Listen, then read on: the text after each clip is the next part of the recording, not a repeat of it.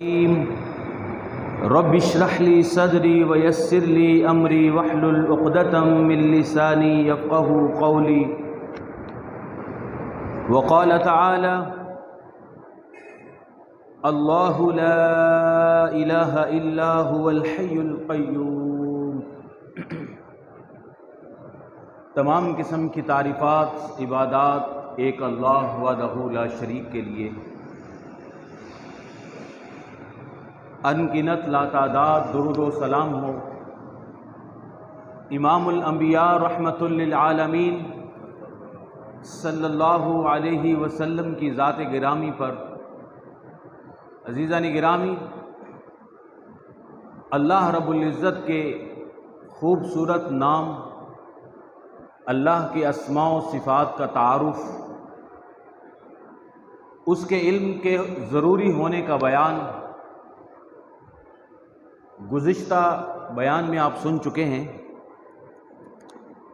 اب ہم انشاءاللہ تعالی اللہ کے فضل اور کرم سے اللہ کے اسم اعظم سب سے بڑے نام، بلکہ اللہ تعالیٰ کے اسم ذاتی اللہ کا معنی مفہوم سنیں گے انشاءاللہ تعالی، بیان کیا جائے گا۔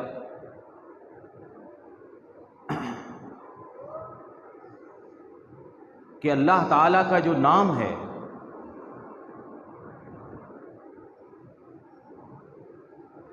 اس کا معنی کیا ہے، اس کا مفہوم کیا ہے، اس کی برکت کیا ہے، اس کی عظمت کیا ہے۔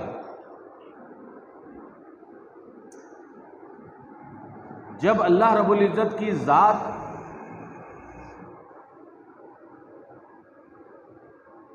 مخلوق سے اوجھل ہے، پردے میں ہے، لا تدرکہ الابصار، اسے کوئی دیکھ نہیں سکتا،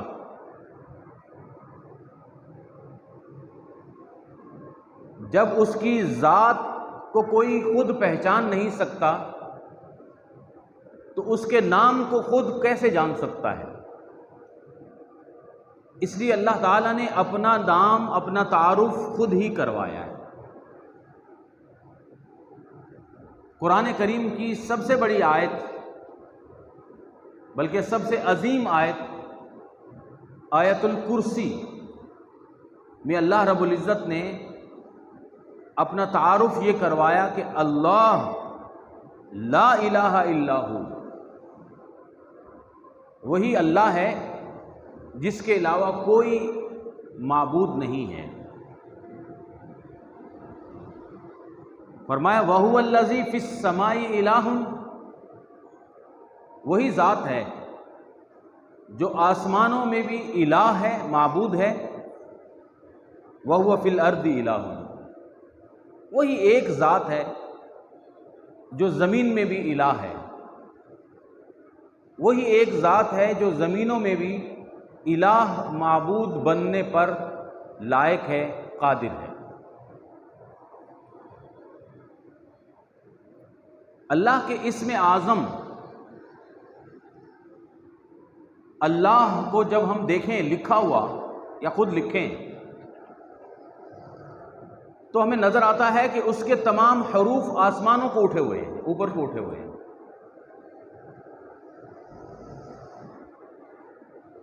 یہ نام انتہائی منفرد اور یونیک ہے۔ اس کائنات میں، زمینوں میں، آسمانوں میں کوئی شخص، کوئی ایک ذات بھی ایسی نہیں ہے جس کا اس طرح کا کوئی نام ہو، بلکہ اللہ کے جتنے بھی نام ہیں، جتنی بھی اللہ کی صفات ہیں، عام طور پر سمجھنے کے لیے کہ اللہ کے 99 نام اور صفات ہیں، اسماء و صفات، رحمان، رحیم، علیم، عظیم، حی القیوم، قدیر، ان تمام صفات پر دلالت کرنے کے لیے ایک نام ہونا چاہیے۔ وہ نام اللہ ہے۔ اس کے ارد گرد تمام صفات گھومتی ہیں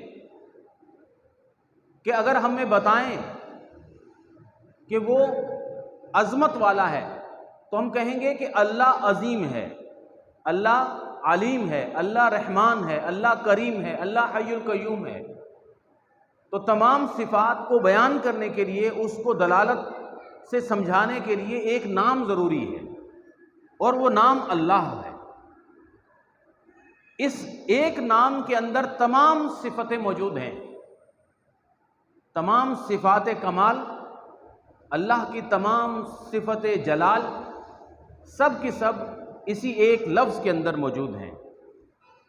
اللہ تعالیٰ نے بھی جب اپنے ناموں کا تذکرہ کیا اور جب فرمایا کہ میرے بہت سارے نام ہیں، اس وقت بھی اللہ ہی کا ذکر کیا گیا کہ وَلِلَّهِ اسماء الحسنى، کہ اللہ کے بے شمار اسماء حسنہ ہیں، فَادْعُوهُ بِهَا، تم انہی ناموں کے ذریعے اللہ رب العزت کو پکارو۔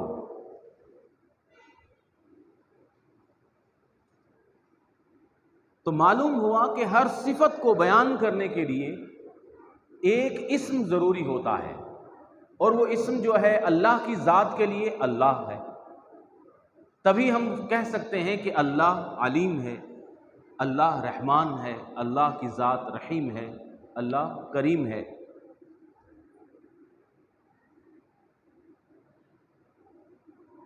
اللہ رب العزت کی ذات حقیقی ہے، اسی طرح اللہ رب العزت کا یہ اسم بھی حقیقی ہے۔ اس کا دین حق والا ہے، اس کی عبادت حق والی ہے، اس کی ذات حق والی ہے۔ اسی طرح اللہ رب العزت کا یہ اسم جو ہے یہ اس کا ذاتی اور حقیقی نام ہے۔ اگر ہم عربی زبان کو دیکھیں کہ لغت عرب میں ہر اسم کا کوئی معنی ہوتا ہے۔ اللہ تعالیٰ کے جتنے اسماء ہیں ان کا لغت میں معنی موجود ہے۔ اللہ رب العزت کا جب نام اللہ آتا ہے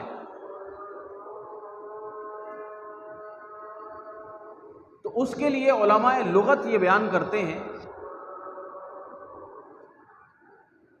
کہ اصل میں یہ جو ہم پڑھتے ہیں اللہ، یہ لفظ الہ سے نکلا ہے۔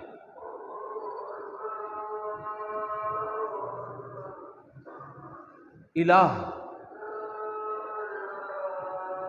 اور یہ لفظ ہم سب روزانہ پڑھتے ہیں، لا الہ الا اللہ، الہ۔ اور الہ کے 4 معنی بیان کیے جاتے ہیں۔ الہ کے 4 معنی ہیں۔ پہلا معنی ہے معبود۔ اس کو غور سے آپ سمجھیں گے تو پھر جب ہم ان معانی کو اللہ کے لیے استعمال کریں گے تو آپ کو ساری بات سمجھ میں آ جائے گی۔ الہ کا ایک معنی ہے معبود۔ الہ کا معنی یہ بھی ہے کہ وہ ذات جس کی عظمت مخلوق بیان کرے، جس سے محبت کی جائے، وہ ذات جس سے والہانہ تعلق رکھا جائے، وہ ذات جس کے سامنے جھکا جائے، سجدے کیے جائیں، گھبراہٹ اور پریشانی کے عالم میں دوڑ کر جس کی طرف جائیں اور وہ پناہ دے، اس کو الہ کہتے ہیں۔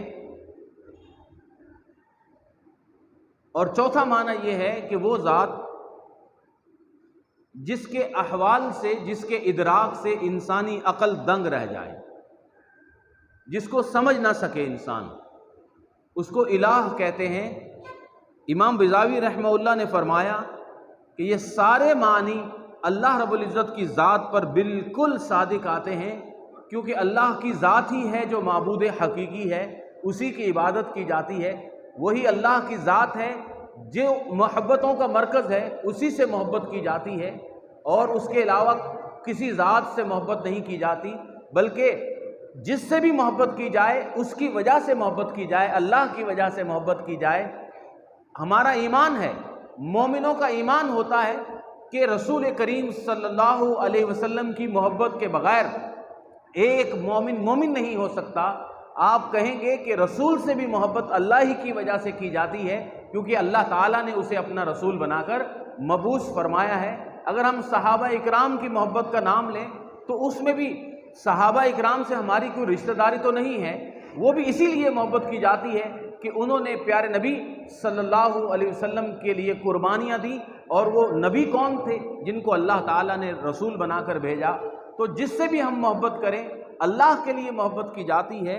اور تیسرا معنی یہ ہوتا ہے کہ جس گھبراہٹ اور پریشانی کے عالم میں، مصیبتوں اور تکلیف کے عالم میں جس ذات کی طرف ہم بھاگ کر جائیں اور اس کو پکاریں اور وہاں سے اللہ مدد نازل ہو یا سکون ہو یا وہ پناہ دینے پر قادر ہو، تو وہ ذات حقیقت میں اللہ تعالیٰ ہی کی ذات ہے، جس کو گھبراہٹ کے عالم میں، پریشانی کے عالم میں پکارا جاتا ہے، اور وہ اس تکلیف کو دور کرنے پر قادر بھی ہے کہ ثم اذا مسکم الضر فلا وإلیہ تجرؤون ان یمسسک اللہ بضر فلا کاشف الا هو۔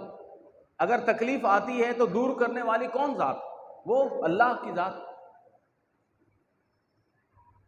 ثم اذا مسکم الضر، پھر جب تمہیں تکلیف پہنچتی ہے تو کیا کرتے ہو؟ فإلیہ تجرؤون، تم دوڑ کر اسی کی طرف جاتے ہو۔ وہ کون سی ذات ہے؟ وہ اللہ ہی کی ذات ہے۔ تو یہ سارے معنی اللہ رب العزت کے لیے بالکل عین صادق آتے ہیں کہ اللہ کا لفظ الہ سے نکلا ہے، جس کا معنی ہے معبود حقیقی، جس کا معنی ہے جس سے حقیقی محبت کی جائے، جس کا معنی ہے کہ اس سے والہانہ تعلق رکھا جائے، جس کا معنی یہ ہے کہ وہ ذات جس کی طرف پریشانی کے عالم میں دعا کی جائے، اس کی مدد مانگی جائے، اور وہ ذات جو ہر مخلوق کو پناہ دینے پر قادر ہو، وہ حقیقت میں اللہ ہی ہوتا ہے۔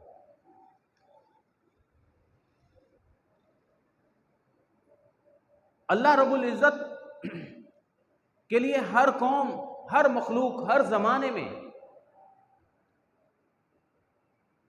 کوئی نام رکھتی ہے۔ دنیا میں جتنے بھی مذاہب پائے جاتے ہیں، چاہے ہندو سکھ کیوں نہ ہو، وہ بھی اپنے معبود کے لیے کوئی نہ کوئی ایک نام رکھتے ہیں، لیکن اللہ کا جو نام ہے جس کو ہم بار بار منہ سے نکال رہے ہیں، لفظ اللہ، اس کے بارے میں اللہ رب العزت فرماتے ہیں کہ رب السماوات والارض فاعبدہ فاستبر لعبادتہ هل تعلم له سمیع، کہ اللہ کی عبادت کرو، وہ آسمان و زمینوں کا رب ہے، بتاؤ کیا اس کا کوئی ہم نام دنیا میں ہے؟ وہ نام کسی کے لیے بھی نہیں بولا جا سکتا، نہ بولا جا سکتا ہے کسی کے لیے اللہ، اور نہ بولنا چاہیے۔ بے شمار اللہ کی صفات ہیں، جس کو حقیقتاً تو رحمان اللہ ہی ہے، سلام اللہ ہی ہے، کریم اللہ ہی ہے، وکیل اللہ ہی ہے حقیقت میں، لیکن مجاز کے اندر کہہ دیتے ہیں کہ وکیل صاحب، تو بات چل جاتی ہے، کوئی گناہ نہیں ہے۔ لیکن اللہ ایسا نام ہے جو حقیقت میں بھی اللہ کے لیے بولا جاتا ہے، اور مجاز کے اندر بھی کسی اور کے لیے، مخلوق کے لیے بولا نہیں جا سکتا۔ عبداللہ بولا جا سکتا ہے کہ یہ اللہ کے بندہ ہے، اللہ کی مخلوق ہے۔ اللہ کا نام صرف ایک اللہ کی ذات کے لیے بولا جاتا ہے۔ اللہ رب العزت کا نام ایسا نام ہے جو بولیں تو دل و دماغ کو سکون ملتا ہے، جس کا ذکر کریں تو روح کو سکون ملتا ہے۔ الا بذکر اللہ تطمئن القلوب الذین آمنوا وتطمئن قلوبہم بذکر اللہ، جو لوگ ایمان لاتے ہیں ان کے دل کسی کام میں سکون نہیں حاصل کرتے، بس ان کو صرف اللہ کے نام سے، اللہ کے ذکر سے سکون ملتا ہے۔ جب اللہ کا نام تو پھر اللہ کی ذات کیسی ہوگی؟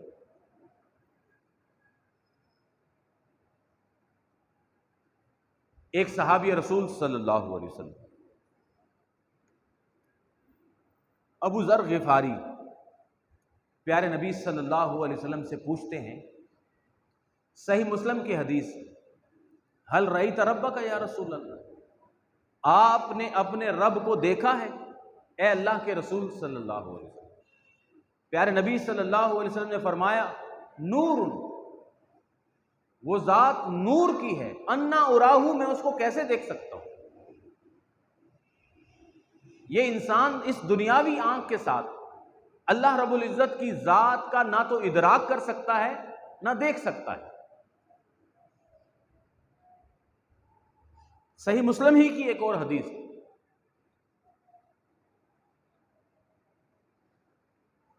پیارے نبی صلی اللہ علیہ وسلم فرماتے ہیں، حجابہ نور، اللہ رب العزت کی ذات کے جو حجاب ہے نا، پردے ہیں، وہ بھی نور کے ہیں۔ لو کشفہ، اگر اللہ رب العزت اپنی ذات کے ان پردوں کو ہٹا دے، لأحرقت سبحات وجہہ، تو اللہ رب العزت کی ذات کی جو کرن اور روشنی ہے وہ اس قدر تیز ہے کہ ساری دنیا جل کر راکھ ہو جائے۔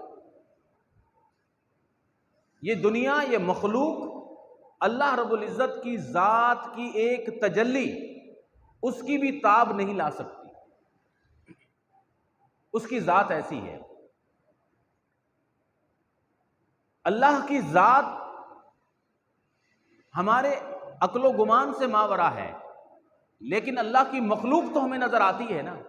اس سورج کو دیکھیں، جسے اللہ رب العزت نے کہا ہے کہ میرے سامنے تو یہ چراغ ہے، اس اللہ کے ایک چراغ کو بھی اگر زمین کے قریب کر دیا جائے تھوڑا سا،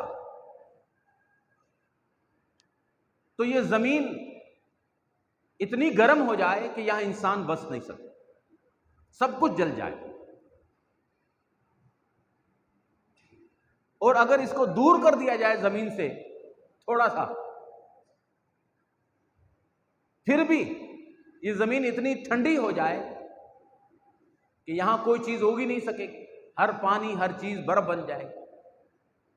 یہ اللہ کی مخلوق میں سے ایک چھوٹی سی چیز ہے جس کی توانائی، جس کی انرجی سے پوری دنیا چلتی ہے۔ اس ذات کے بارے میں اللہ رب العزت خود ہی بیان فرماتے ہیں کہ حجابہ نور، اس کی ذات کے جو پردے ہیں وہ بھی نور کے ہیں، اور وہ اگر ان نور کے پردوں کو ہٹا دے تو جہاں جہاں نظر جائے وہ سب کچھ جل کر راکھ ہو جائے۔ اور اللہ رب العزت کے سامنے ہی ہے ساری کائنات، ہر چیز پہ اللہ کی نظر جاتی ہے۔ اس کا نام منفرد ہے، وہ اکیلا ہے اللہ، اس کی ذات بھی پھر منفرد ہے، وہ اکیلا ہی ہے جو خیر دینے والا بھی ہے، وہ اکیلی ذات ہی ہے جو ہر قسم کا دکھ درد دینے والا بھی وہی ہے، ہر قسم کے دکھ درد کو دور کرنے والا بھی وہی ہے۔ ان یمسسک اللہ بضر فلا کاشف الا هو، اگر اللہ رب العزت کسی کو تکلیف دے، دکھ دے، پریشانی دے، تو پھر پوری دنیا اس کو دور نہیں کر سکتی۔ اس پریشانی، اس بیماری کو دور کرنے والی ذات بھی پھر اللہ ہی کی ہے۔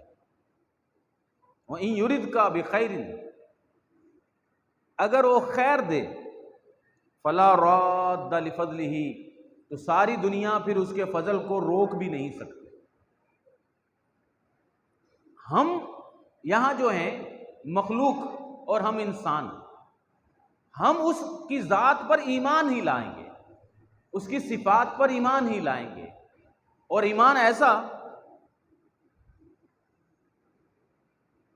کہ جو کچھ دنیا میں ہو رہا ہے وہ اللہ رب العزت کے اجازت سے، اس کے اذن سے ہی ہو رہا ہے۔ یہ ایمان لانا ضروری ہے۔ اور جو کچھ وہ اللہ کر رہا ہے اس میں خیر ہی خیر ہے، بیدک الخیر، کیونکہ خیر کی کنجیاں پھر اس کے ہاتھ میں۔ انسانوں کو سمجھ نہیں آتی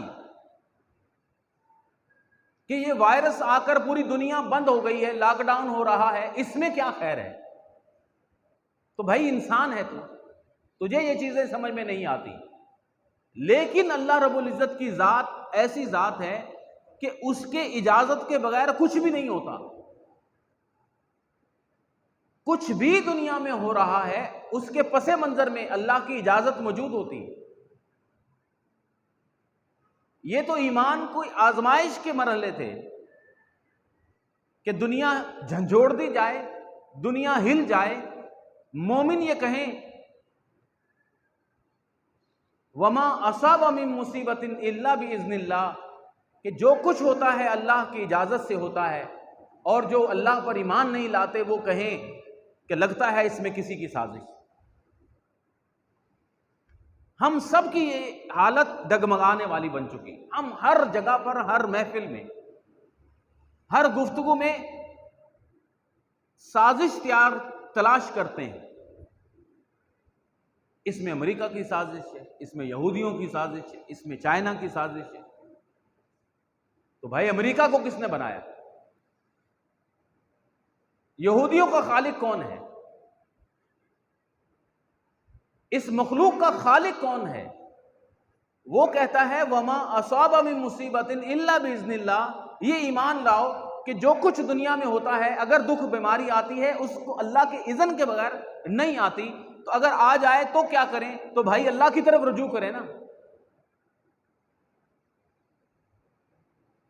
امام ابن القیم رحمہ اللہ کئی مرتبہ مثال دیتے ہیں کہ آپ آتے جاتے راستے میں کتے آپ کو کاٹتے ہیں، آپ سارا دن پتھر ہاتھ میں لے کے ان کتوں کو مارتے رہے، تو جس کام کے لیے آپ نکلے تھے وہاں نہیں پہنچ سکیں، چلے گئے تو پھر واپس نہیں آ سکیں، شام تک بس کتوں پہ پتھر مارتے رہیں، کتے بھونکتے رہیں گے۔ اب کرے کیا؟ بھائی سیدھی طرح کتے کے مالک کو تلاش کریں، اس کے ساتھ سلام دعا قائم کریں، کہیں بھائی اس کتے کو ہٹا، یہ میں جاتا ہوں، میں جا ہی نہیں سکتا، پہنچ ہی نہیں سکتا منزل پہ، صبح شام ذلیل ہوتا ہوں۔ تو کتے کا مالک اشارہ کرے گا، بس وہ کتا راستہ چھوڑ دے گا، تمہارا راستہ آسان ہو جائے گا۔ تو بھائی دنیا کے اندر جتنے بھی شیاطین ہیں، جتنے بھی برائیاں ہیں، جتنی پریشانیاں ہیں، جتنی تکلیفیں ہیں، جو ہمارے منزل کیا ہے مسلمان کی؟ آخرت، اللہ، جنت، اللہ کے نزدیک پہنچنے میں رکاوٹ آتی ہیں، اس کو دور کرنے کے لیے پھر ادھر ادھر پتھر مارنے کے بجائے اللہ سے رابطہ کر لیا جائے، کیونکہ وہ مالک ہے ساری دنیا کا، کائنات کا، اس کی مرضی، وہ آزمائش دیتا ہے، بندہ صبر کرتا ہے کہ نہیں، وہ نعمت دیتا ہے، اولاد دیتا ہے، دولت دیتا ہے، بندہ شکر کرتا ہے کہ نہیں۔ وما اصاب من مصیبت الا باذن اللہ، اس جملے کو ہمیشہ یاد رکھیں۔ اور آگے فرمایا ومن یؤمن باللہ، جو مومن ہوتا ہے اللہ پر ایمان لا، اسی آیت کے آگے ومن یؤمن باللہ، جو مومن ہوتا ہے اور اللہ پر ایمان لاتا ہے، یہدی قلبہ، پھر اللہ اس کے دل کو ہدایت دے دیتا ہے، وہ چٹان کی طرح بن جاتا ہے۔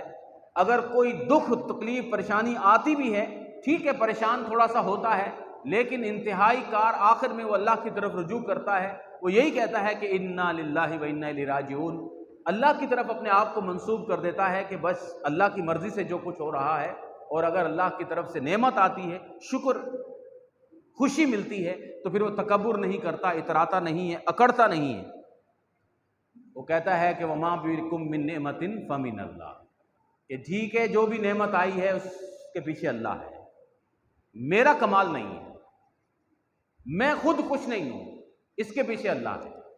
تو اللہ پر ایمان، اللہ کے نام کی جب بات آئے، اللہ کی جب ذات کی بات آئے، تو پھر اللہ کے اوپر ایمان کی بھی بات کر لینی چاہیے کہ ہم بہت ڈگمگائے ہوئے ہیں۔ اللہ کا نام، واپس آ جاتے ہیں، اسم اعظم، اللہ کا سب سے بڑا نام اللہ جو ہے وہ سب سے زیادہ بولا جاتا ہے۔ قرآن کریم کو جب ہم پڑھتے ہیں تو علماء کہتے ہیں کہ تقریباً 2500 2500 سے زیادہ مرتبہ قرآن کریم میں ایک ہی لفظ آیا ہے، وہ ہے اللہ۔ اللہ تعالیٰ نے اپنا نام بتایا کہ میں کون ہوں۔ موسیٰ علیہ السلام کو جب بلایا تو فرمایا اننی انا اللہ، میں اللہ ہوں۔ اور طالب علم جو موجود ہیں ان کے لیے کہ اگر آپ لکھیں اللہ، اس کے شروع میں حمزہ آتا ہے، پھر لام آتا ہے، اگر حمزہ کو ہٹا دیں وہ ایسا نام ہے کہ وہ مکمل رہے گا تو بن جائے گا للہ۔ یہ بھی قرآن میں ہے وَلِلَّهِ خَزَائِنُ السَّمَاوَاتِ وَالْأَرْضِ، کہ اللہ ہی کے لیے ہیں سب کچھ، جو کچھ زمین و آسمان کے خزانے ہیں وہ اللہ کے ہیں۔ اور اگر ہم حمزہ کے ساتھ آگے الف کو بھی ہٹا دیں تو پھر الہ بن جائے گا، وہ بھی مکمل نام ہے۔ اور آخری جو لفظ ہے ہو، اللہ، قل هو اللہ احد، یہ بھی مکمل نام ہے۔ یہ اللہ کی طرف اشارہ ہے کہ وہ اللہ جو احد ہے، اکیلا ہے، صمد ہے۔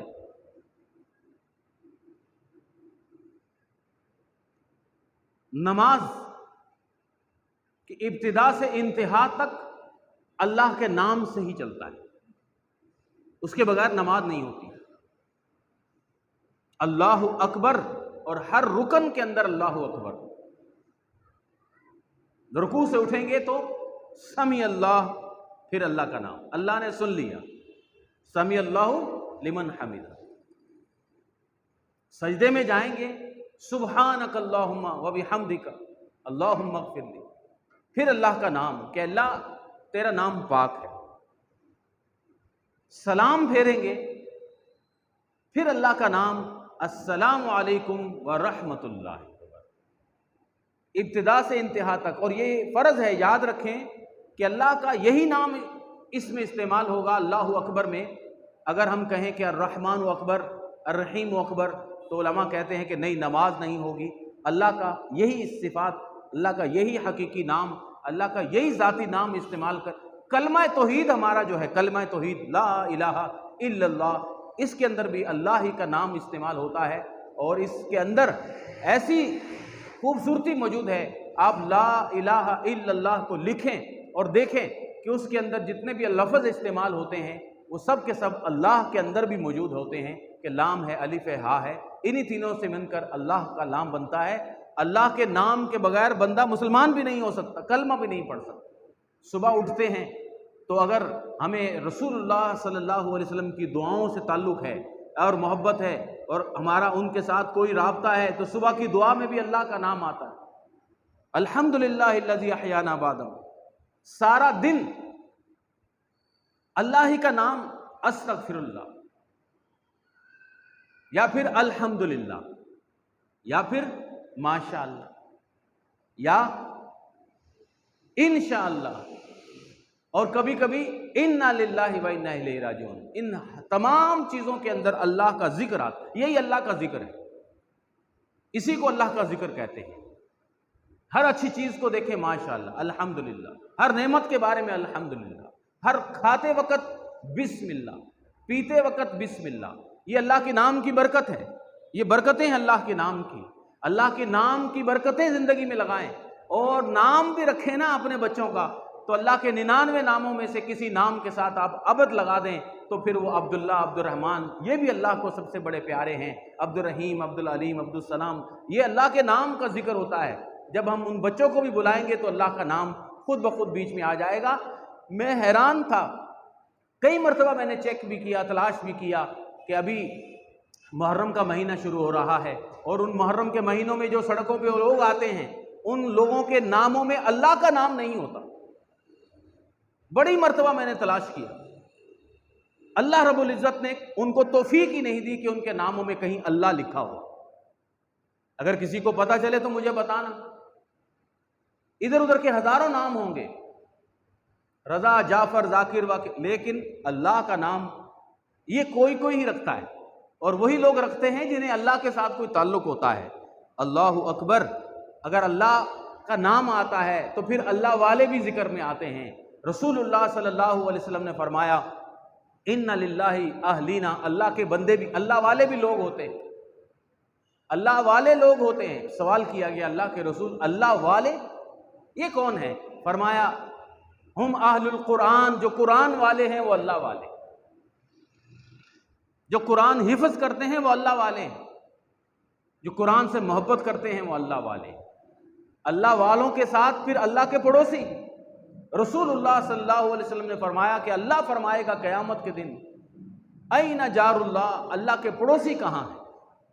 اللہ کے پڑوسی، مخلوق کہے گی کہ اللہ تو بادشاہوں کا بادشاہ ہے، تیرے پڑوسی کہاں ہو سکتے ہیں؟ اللہ فرمائے گا کہ وہ جو مسجدوں کو آباد کرتے تھے وہ اللہ کے پڑوسی ہو۔ مسجدوں کی آبادی دو طرح سے ہوتی ہے، نماز پڑھنا، مسجد کی صفائی کا ستھرائی کا خیال کرنے والے، مسجد تعمیر کرنے والے، مسجد سے محبت کرنے والے، مسجد کی نگرانی کرنے والے، اور مسجد کے اندر بیٹھ کر اللہ کا کلام پڑھنے والے، نمازیں پڑھنے والے، یہ اللہ کے پڑوسی ہیں۔ پیارے نبی صلی اللہ علیہ وسلم نے فرمایا کہ ابلیس شیطان، اس نے اللہ سے کہا کہ اللہ سارا رزق دنیا کے لیے، میرا رزق، میرا کھانا کہاں ہے، میرا رزق کہاں ہے؟ اب وقت کافی کم ہو گیا ہے۔ شیطان نے کہا اللہ میرا رزق، تو اللہ رب العزت نے فرمایا تیرا ہر وہ رزق ہے جس کے اوپر میرا نام نہ پڑا جائے، بسم اللہ نہ پڑا جائے، پھر وہ اس میں تو شریک ہو جا۔ اور یہ کبھی کبھی دماغ میں ایک خیال آتا ہے کہ ہم بڑے گناہگار، بڑے دنیا دار، سب کچھ بھول چکے ہیں، اور اکثر باتوں باتوں میں، کھانے میں بسم اللہ بھی بھول جاتے ہیں۔ تو کیا پتہ یہ جو بیماریاں ہیں، ایسی ایسی بیماریاں، کینسر جس کا پتہ نہیں چلتا دنیا کو کہ وجہ کیا ہے، پیچھے کون ہے، ہو سکتا ہے کہ وہ شیطانی بیماریاں۔ تو بسم اللہ، اللہ کے نام کی برکت بھی ہے، اور جب اللہ کا نام نہ لیا جائے تو پھر اس کے بڑے بڑے نقصان بھی ہیں۔ ان نقصانوں میں ایک نقصان یہ ہے جو میں نے ابھی ذکر کیا کہ پھر شیطان بیچ میں آتا ہے۔ اللہ تعالیٰ مجھے آپ کو ہم سب کو سمجھنے کی توفیق عطا فرمائے۔ دنیا میں مومن ساری زندگی جب اللہ کے ساتھ تعلق رکھے گا، اللہ کا نام اس کی زبان پر ہوگا، تو اللہ رب العزت نے فرمایا جنت میں بھی مومنوں کا یہی شیوا ہوگا، دعواہم فیہا سبحانک اللہم۔ مومن جنت میں ان کی یہی دعا ہوگی کہ اللہم سبحانک اللہم سبحانک اللہم۔ اور مومن جب آخری بات کریں گے وآخر دعواہم ان الحمدللہ رب العالمین، جب اٹھیں گے مومن جنت میں پھر کہیں گے کہ الحمدللہ رب العالمین۔ پہلا ذکر بھی ان کا اللہ کا ہوگا، آخری ذکر بھی ان کا اللہ کا ہوگا۔ اب تھوڑی دیر رک کر سوچیں، جن کی زندگیوں میں اللہ ہی نہیں ہے، سوچیں ان کی روح، ان کا جسم، ان کے دل کس قدر بے چین ہوں گے، کس قدر وہ وحشت میں لوگ ہوں گے۔ ہر صدی میں بڑا فتنہ ہوتا ہے۔ اس صدی 21ویں صدی کا جو سب سے بڑا فتنہ ہے، جس کو ہم کہتے ہیں دجال کی صدی، سب سے بڑا فتنہ یہ ہے کہ لوگ اس صدی کے اندر اکثریت ہندوؤں کی، اکثریت عیسائیوں کی، اکثریت یہودیوں کی، اور مسلمانوں میں سے بھی بہت سارے بدبخت اللہ کے وجود سے منکر ہوتے چلے جا رہے ہیں۔ ان کی زندگیوں میں اللہ ہی نہیں ہے، اور اللہ کی ذات، اللہ کی وجود ایسی حقیقت ہے کہ پورے قرآن کریم میں اللہ رب العزت نے یہ نہیں بار بار سمجھایا کہ جی اللہ ہے، مان جاؤ اللہ کی ذات ہے، اللہ کے وجود کے اوپر دلیلیں نہیں دی، کیونکہ دلیلیں اس چیز پر دی جاتی ہیں جس میں شک ہوتا ہے۔ اللہ رب العزت نے فرمایا افی اللہ شک فاطر السماوات والارض، اللہ کے بارے میں بھی شک، جس نے زمین و آسمان کو پیدا کیا، بس بات ختم ہو گئی۔ بھائی سائنس کی صدی ہے نا، سائنس یہ کہتی ہے کہ ہر چیز کا کوئی موجد ہوتا ہے، جو بھی چیز ایجاد ہوتی ہے تو اس کا کوئی نہ کوئی انوینٹر ہوتا ہے بس. تو بھائی فاطر السماوات والارض، یہ اتنا بڑا آسمان بغیر ستون کے، اور یہ زمین و آسمان کو پیدا کرنے والا، اس کے بارے میں بھی کوئی شک کرے گا تو وہ ملحد، وہ دہریہ، وہ کیمونسٹ، یہ ساری دنیا ہر قسم کے ازم، ہیومنزم، جو بھی کچھ ہے انسان دنیا کے اندر اس وقت اپنے آپ کو سمجھتا، ان سب کی زندگیوں میں اللہ نہیں ہے. اور آپ ایک دیگ کا دانہ چکھیں اور دیکھیں کہ جو لوگ اللہ سے دور ہوتے ہیں ان کی زندگی پھر کیا ہوتی ہے. میرا جسم میری مرضی والے سب سے پہلے اللہ کا انکار کرتے ہیں. اور ابھی اسلام آباد کے اندر ایک خاتون کا بہیمانہ قتل ہوا، اور وہ قتل کرنے والا بدبخت شخص اور وہ عورت دونوں لبرل تھے، اور دونوں یہی کہتے تھے کہ ہمارا جسم ہماری مرضی. اس قدر خوفناک، اس قدر گندے کہ بغیر شادی کے ساتھ اپنی زندگی گزارنے والے لوگ، ان کی زندگیاں اتنی جانوروں سے بدتر ہوتی ہیں. وہ نشہ کرتے ہیں، اس نشے کے عالم میں اس نے بڑے قتل کر دیا، اس کو پتہ ہی نہیں. جن کی زندگیوں میں اللہ نہیں ہے ان کی یہ حالت ہے. تفصیل میں جانے کی کوئی ضرورت نہیں، ہم سب سمجھ آتے ہیں. ایک عالم کی میں کتاب پڑھ رہا تھا، باقی انشاءاللہ تعالی اگلے جمعے یہی موضوع چلتا چلا جائے گا. اپنی بات ختم کرتا ہوں کہ اللہ کی ذات کیا ہے. اللہ ہمارے دلوں کے اندر، ہماری فطرت کے اندر موجود ہے. وہ کہتے ہیں کہ کسی بلوچ سردار کے ساتھ جیل کے اندر وہ سیاسی قیدی موجود تھے. انہوں نے لکھا کہ وہ بلوچ سردار تھا، باتوں باتوں میں جب جیل میں کافی عرصے گزرا تو اس نے ایک دن کہا کہ یہ سارا کچھ مولویوں نے بنایا ہوا ہے، خدا ودا کچھ نہیں ہے، اللہ ہے ہی نہیں ہے. وہ کیمونسٹ تھا اور اس کیمونزم کے اوپر سارا دن سمجھاتا رہتا تھا. اس عالم نے کہا کہ بس مجھے ایک بات کا جواب دو، قرآن تو تم مانتے نہیں، لہذا قرآن کی آیت میں کیسے بتاؤں؟ رسول کو تم نہیں مانتے جب اللہ ہی کو نہیں مانتے.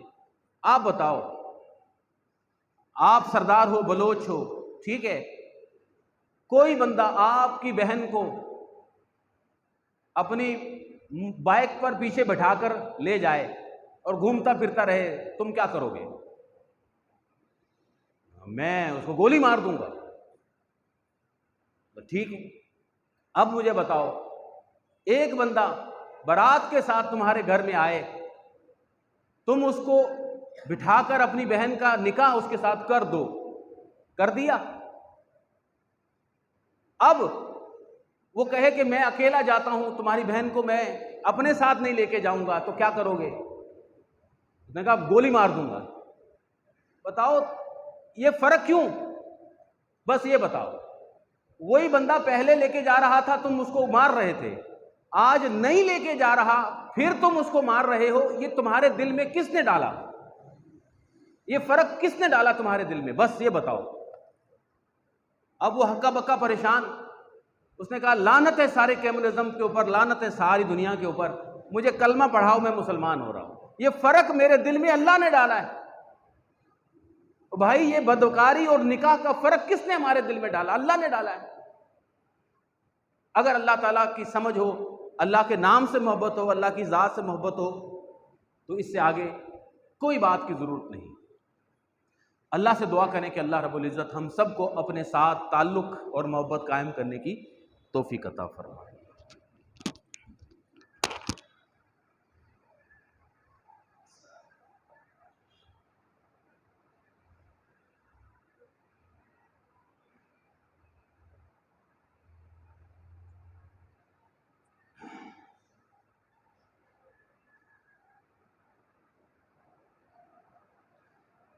ان الحمد للہ